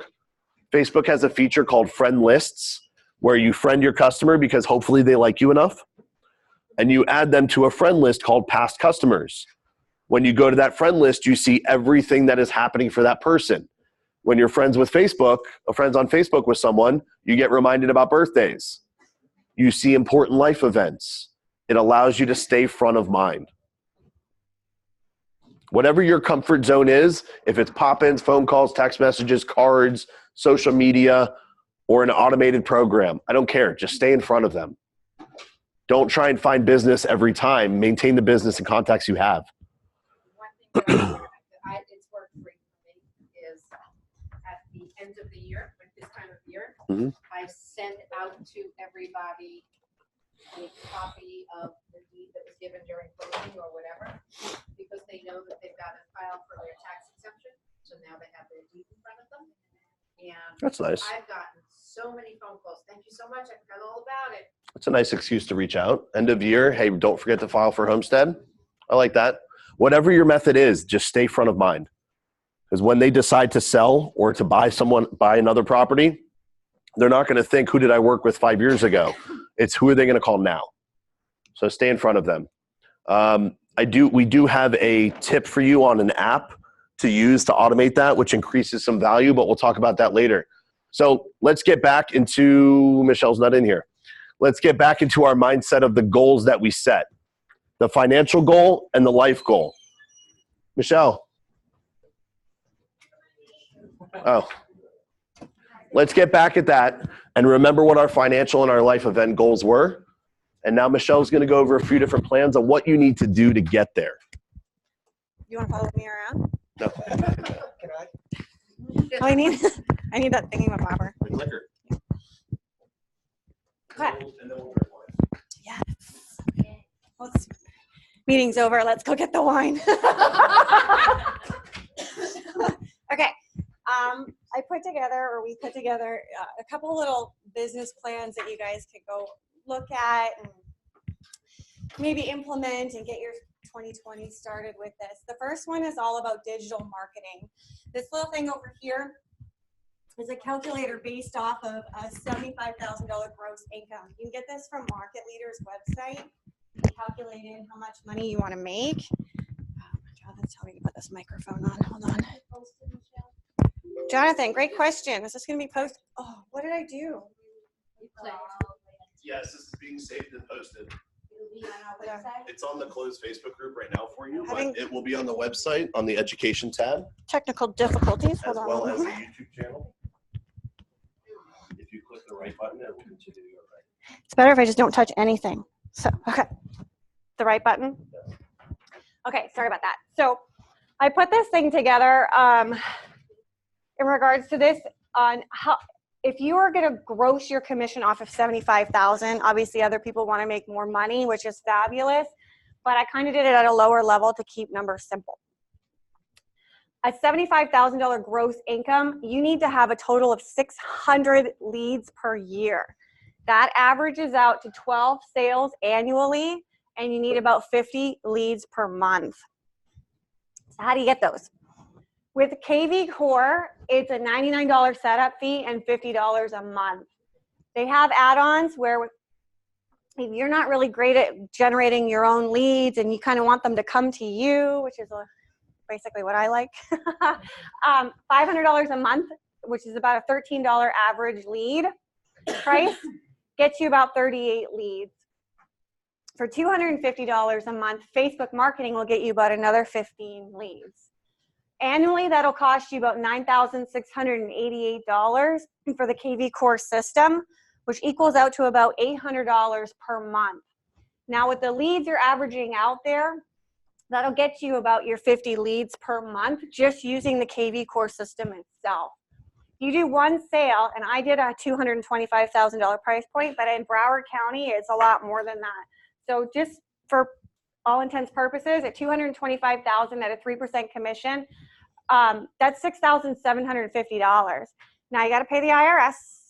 So sorry about that, but $2,025 is immediate right out of your pocket. Your monthly fee for KV Core there, minus a whole whopping $79 to LoKation to work for us, nets you at $3,848 a month, which will annually gross you $46,176 annually based off of a $75,000 gross commission. So this will kind of give you an average number if you're using KV Core alone just to build your system or build your pipeline for 2020. I have another one here as well, which is what we call the grassroots marketing. This is the more of the whole thing about our running, the door knocking farm areas, the cold calling, the for sale by owners, you know, open houses.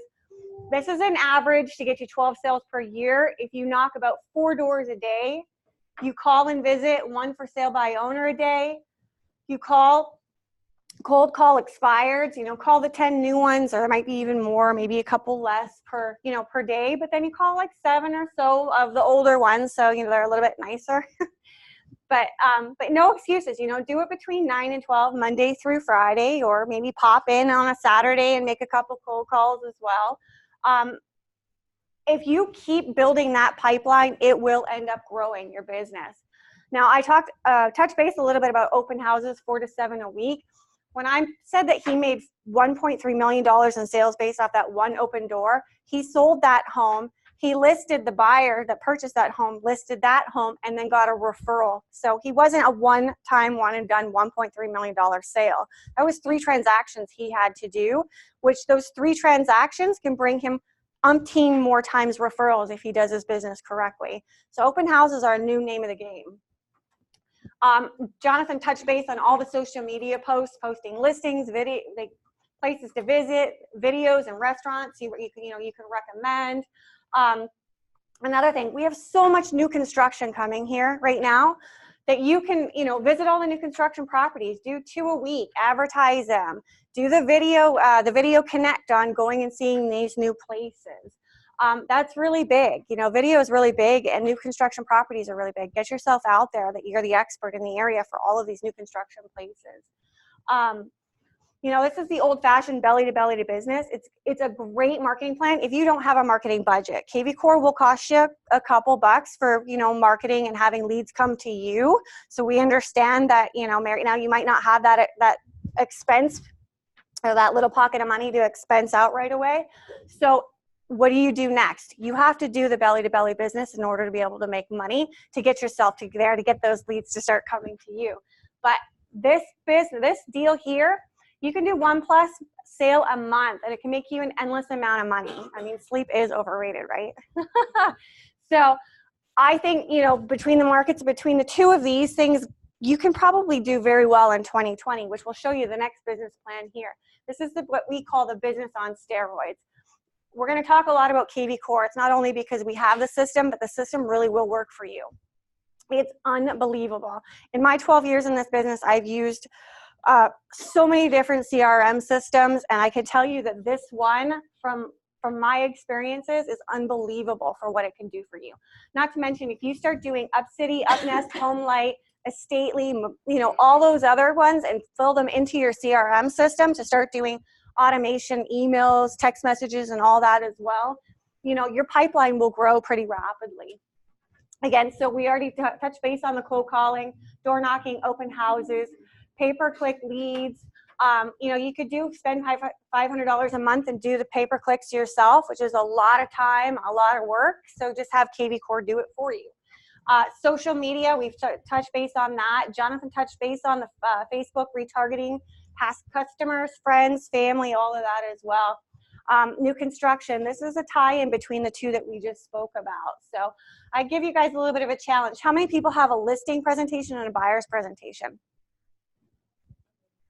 Get to work on those. Those are probably one of the most important. Buyer's presentations are huge. They love when I hand them my 47-page packet and I say, here's your A to Z, everything you need to do. And it's homework, but you're going to be better for it in the end because you're going to be less stressed out, for me. So, you know, and check in every quarter, March, June, September, check your goals, make sure you're on target. I love these sheets. These sheets that, I don't know where I found that. I probably found it 3, 4, 5 years ago. I don't know, but I saved it in my Dropbox and it's my favorite thing. I go to it all the time. I look at it. You know, I'm always constantly tweaking it when I was running my business. It's a phenomenal, just one sheet of paper that can, you know, help you grow your business. You know, an added bonus as well is right now, everybody years ago used to say, go to Craigslist, go to Craigslist, go to Craigslist. It'll really build your business. And for me, when I was in the foreclosure world, it grew my business massively.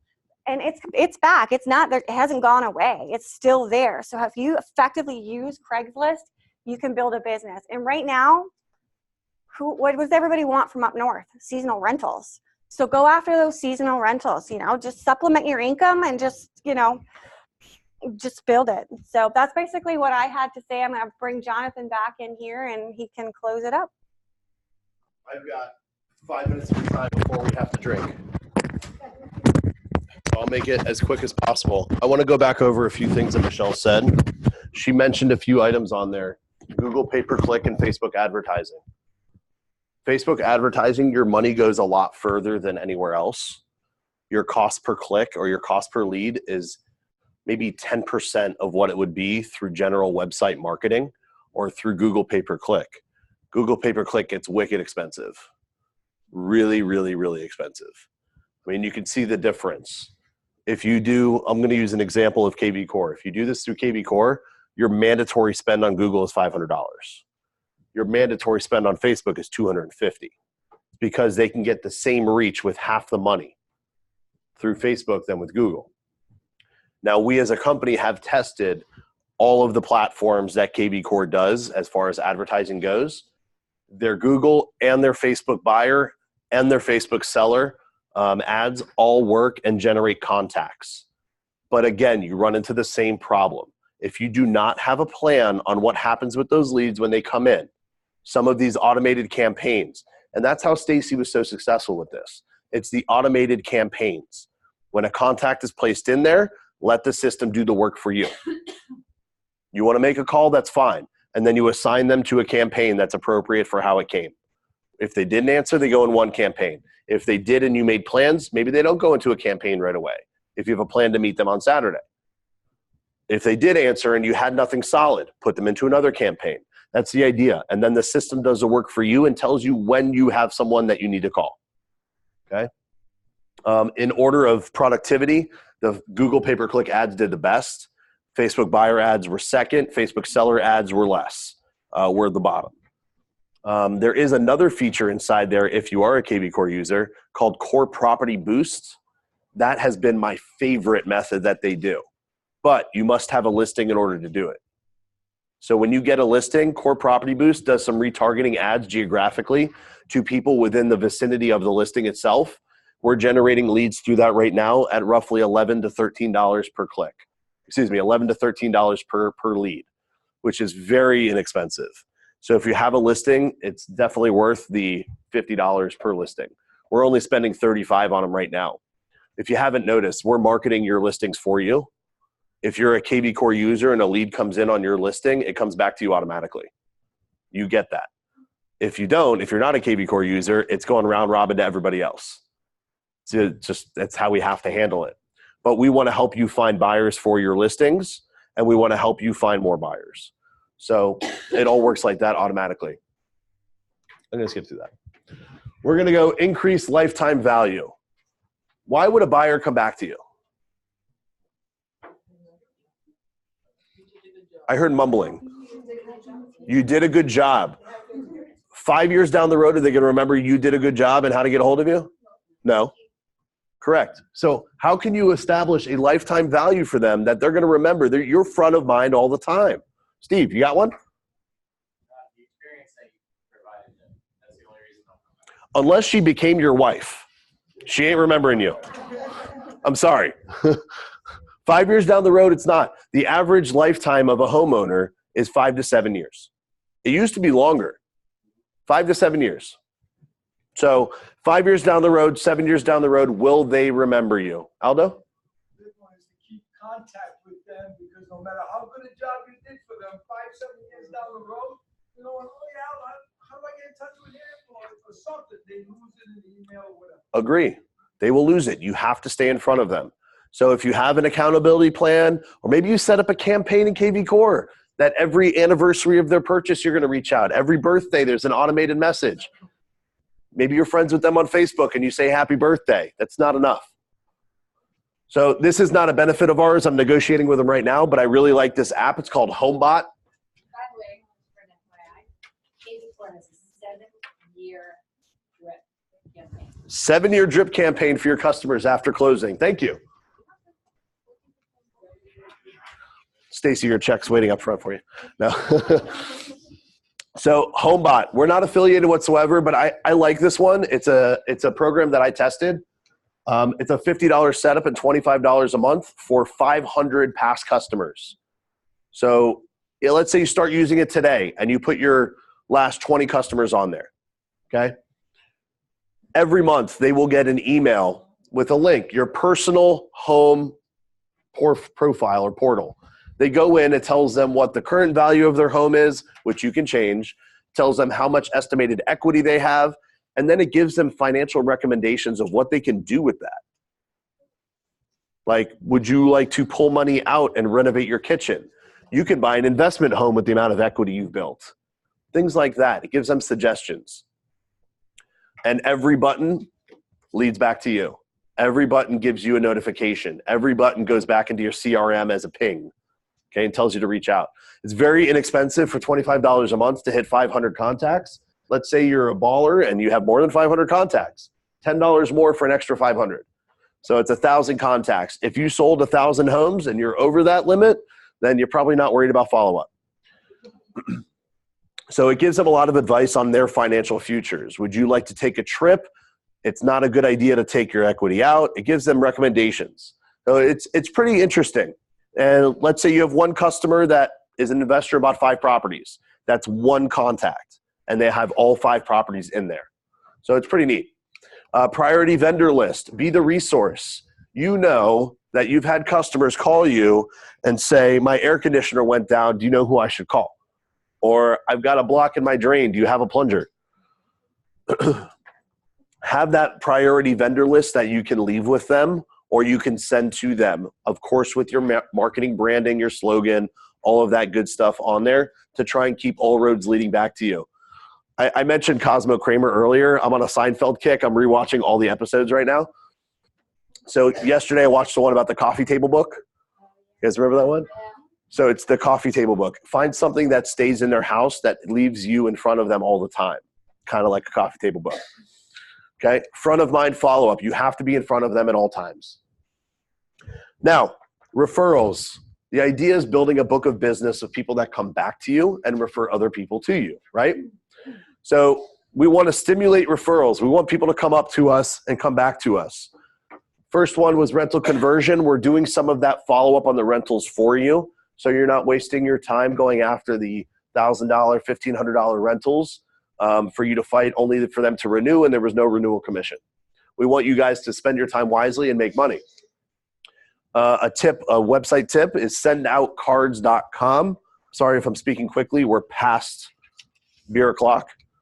Sendoutcards.com is an automated service that will send cards to your customers on a fixed schedule to keep them in front of them, without having to take your time to handwrite everything. So that's a nice little tip there. Embracing social media with consumers is a big one for me. I love that one. Any questions? I got one more slide and then you're off the hook. Last one. You do all this work and you need to protect yourself in two different ways. Number one, the legal aspect, and number two is the financial aspect. If you earned over $23,000 and you are not incorporated as an LLC or a PA, you wasted money. That line of profit is $23,000 and change. If you earned less than that, you can ignore what I'm talking about. If you are going to earn more than that, incorporate as an LLC or a PA. We have another video that tells you the exact steps on how to do it. Or talk to me and I'll explain it to you. But I highly recommend doing that. Legal liability and tax purposes. Now, thank you. Let's toast.